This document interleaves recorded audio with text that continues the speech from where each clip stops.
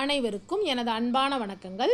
இன்றைக்கு வந்து ஜிலேபி மீனை வந்து நம்ம எப்படி க்ளீன் பண்ணுறதுன்னு பார்க்கலாங்க. நான் வந்து பெரிய சைஸ் ஜிலேபி பாருங்கள், நல்ல பெரிய சைஸ் ஜிலேபி நான் வாங்கி வச்சுருக்கிறேன். இது வந்து 1 கிலோ. இதோட ரேட் வந்து 200 ரூபா. இதை வந்து இந்த மாதிரி அதோட ஸ்கின்னை எப்படி நீட்டாக நல்லா க்ளீனாக உரிச்சு எடுக்கிறதுன்னு பார்க்கலாங்க. நீங்கள் இது வரைக்கும் நம்ம வீட்டு கிச்சன் சேனலை சப்ஸ்கிரைப் பண்ணலை அப்படின்னா கீழே ரெட் கலரில் இருக்கிற சப்ஸ்கிரைபுங்கிற பட்டனை ஆன் பண்ணி வச்சுக்கோங்க.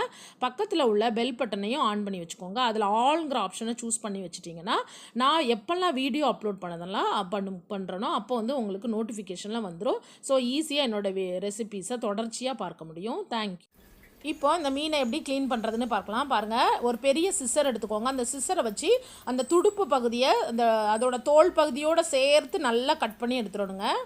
நல்லா பெரிய சிஸ்ஸராக பார்த்து எடுத்துக்கோங்க. அப்படி இல்லைனா அருவாமனையிலையும் நீங்கள் பண்ணலாம்.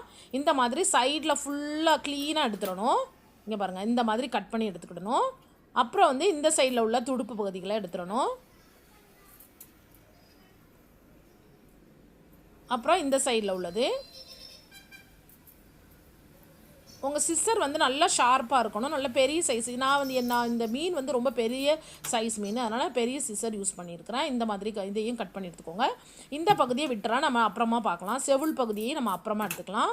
வால் பகுதியை கட் பண்ணிவிட்டு இங்கே பாருங்கள், இந்த மாதிரி அதோட தலைப்பகுதியில் இந்த மாதிரி கத்தி வச்சு நல்ல ஷார்ப்பான கத்தி வச்சு இப்படி கட் பண்ணி எடுத்திங்கன்னா இப்படி வந்துடும் இந்த மாதிரி. அப்புறம் நைஃபை விட்டு இங்கே பாருங்கள், இப்போ வந்து இந்த இடத்துல நீங்கள் கை வச்சு இப்படி எடுக்கும் போதே அது வந்து சட்டை மாதிரி உரிய ஆரம்பிக்கும். ஸ்கின் வந்து அப்படி கையோடு வரும். இந்த இடத்துல மட்டும் லைட்டாக சிஸ்ஸர் வச்சு கட் பண்ணி எடுத்துக்கோங்க. அவ்வளோதான். இப்போ வந்து நீங்கள் கை வச்சு உரிச்சிட்டிங்கன்னா அந்த ஸ்கின் வந்து க்ளீனாக உறிஞ்சி வந்துடும். பாருங்கள், எந்த இடத்துலையுமே கட் ஆகாது. நல்லா சூப்பராக க்ளீனாக உரிச்சு எடுத்தாச்சு பாருங்கள். அதே மாதிரி இந்த சைடும் லைட்டாக இந்த இடத்துல மட்டும் லைட்டாக நைஃப் வச்சு கட் பண்ணிக்கோங்க, சிஸ்ஸர் வச்சு. அப்புறமா நீங்கள் வந்து கை வச்சு இப்படி இழுத்துட்டிங்கன்னா சர்ன்னு எல்லாம் அப்படியே உரிச்சிட்டு வந்துடும். அவ்வளோதான், சூப்பராக நம்ம க்ளீன் பண்ணிட்டோம். ஸ்கின்னை க்ளீனாக எடுத்தாச்சு. இப்போ வந்து இந்த இடத்த வந்து நம்ம வந்து சிஸ்ஸர் வச்சு கட் பண்ணி எடுத்துக்கலாம். இது வந்து கொஞ்சம் பெரிய மீன் நாப்பில் ரொம்ப ஹார்டாக இருக்குது. இந்த இடத்த நான் கட் பண்ணி எடுத்துட்டேன். அதில் செதில்களும் இருக்கும். இப்போ அதோட குடல் பகுதியை நீங்கள் வந்து நல்லா கையை உள்ளே விட்டு நல்லா க்ளீன் பண்ணி எடுத்துக்கிடணும்.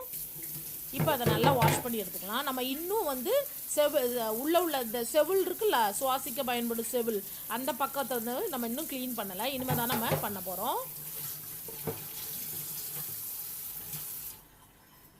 இது வந்து உங்களுக்கு வந்து நான் வந்து இன்றைக்கு வந்து தலையை வந்து யூஸ் பண்ண போகிறது கிடையாது, அதனால் தலையும் கட் பண்ணி எடுத்துருவாங்க. பாருங்கள், இந்த மாதிரி செவுளை வந்து இந்த மாதிரி ஃப்ரெஷ் மீனுக்குன்னா நல்லா ரெட் கலரில் இருக்கும். இது வச்சு தான் அது வந்து சுவாசிக்குது. இங்கே பாருங்கள், இப்போ வந்து நான் வந்து இன்றைக்கி பொரிக்க போகிறேன். ஸோ ஹெட்டை வந்து செப்பரேட்டாக எடுத்துகிட்டேன், அதோட தலைப்பகுதியை. இது வந்து கிரேவியில் நீங்கள் போட்டுக்கலாம், ரொம்ப அருமையாக இருக்கும். அவ்வளோதான். இப்போ திரும்பி இதை நல்லா வாஷ் பண்ணிடலாம். இந்த சிலேபி மீன் வந்து இந்த கொஞ்சம் குட்டைகளில் வாழ்கிற மீன்கள். ஸோ இது வந்து கொஞ்சம் இதோட ஸ்கின்னில் வந்து ஒரு வலுவழுப்பாக இருக்கும், ஒரு மாதிரி ஸ்மெல்லு கூட வரும். ஸோ அதனால் இதை நல்லா இந்த மாதிரி க்ளீன் பண்ணி எடுத்துட்டிங்கன்னா நீங்கள் சமையல் பண்ணி சாப்பிட்றதுக்கு ரொம்பவே சுவையாக இருக்கும், ரொம்ப சுத்தமாகவும் இருக்கும், ரொம்ப டேஸ்ட்டாகவும் இருக்குங்க. மீன்களிலே இந்த மீன் வந்து ரொம்ப ஒரு சுவையான மீன். நல்ல பெரிய சைஸ் மீன் பாருங்கள். நான் 4 மீனும் இந்த மாதிரி க்ளீன் பண்ணி எடுத்துட்டேன்.